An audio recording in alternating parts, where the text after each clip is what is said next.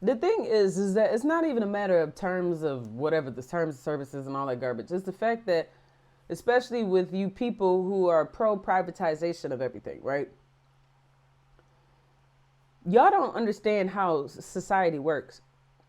The electoral college is made up of retired motherfucking old presidents and like motherfucking politicians who aren't as in the in the face of the media as often as they used to be, and bureaucrats. Now, do y'all know what motherfucking bureaucrats are? Let's look at bureaucrats. Bureaucrats. An official in a government department, in particular, one perceived as being concerned with the procedural correctness at the expense of people's needs. Now, a bureaucratic person literally could come from money. Like, y'all don't even realize, but a lot of our mother freaking laws and legislation come into play from people with money. People with money have play. Y'all watch Game of Thrones. The people that had the most pull, the elite folks of Westeros, were the people who were getting to choose to be a part of the government. They didn't even want the little people to pick who governed them because they're like, you're poor, the freak. You ain't got no say. And that's just not the case.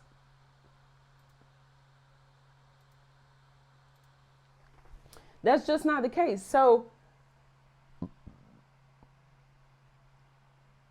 when it comes to places like Twitter, Facebook, TikTok, Instagram, yeah, these niggas are rich, but they have pull. Because of their wealth, they manipulate our politicians and our legislation or our legislation that gets passed, right?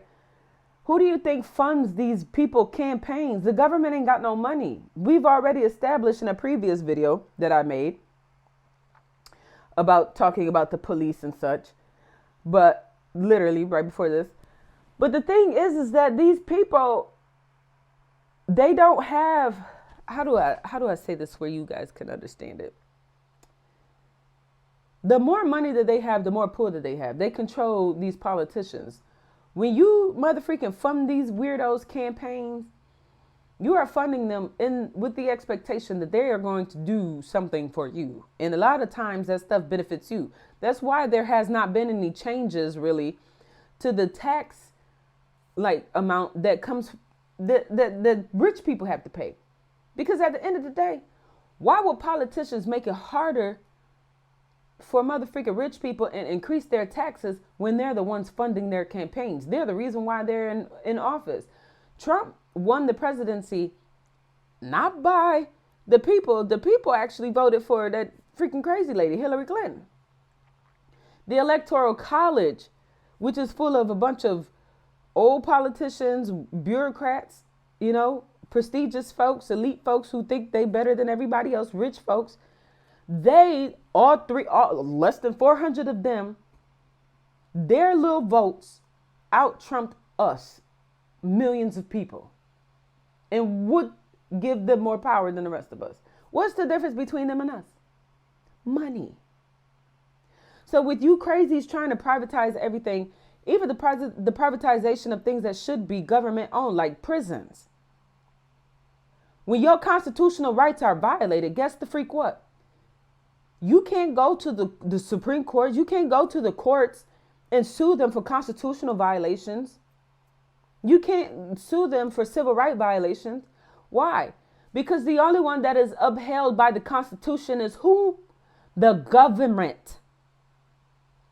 The motherfucking Constitution, the Bill of Rights.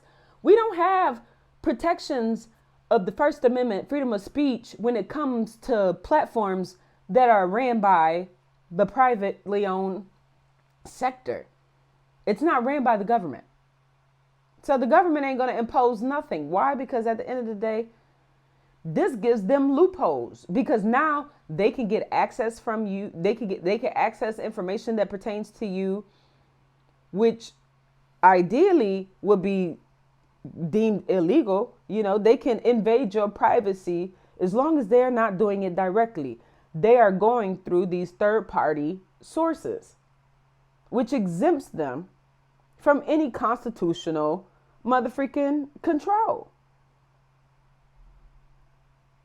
So when you sit here and you push and you push and you push for these people to motherfucking, oh, I want to private own this and private. I mean, look at it now.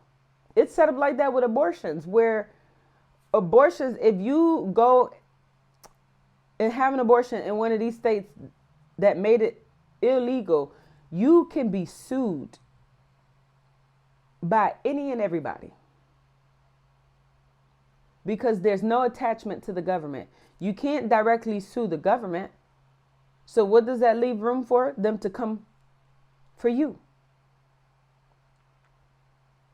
So now you run the risk of, especially hospitals, these clinics, now they run the risk of potentially having thousands and hundreds of thousands and millions of people sue them for an endless amount of money for violating a law that was put into place by our government. However, they're piggybacking off of these third-party private institutions.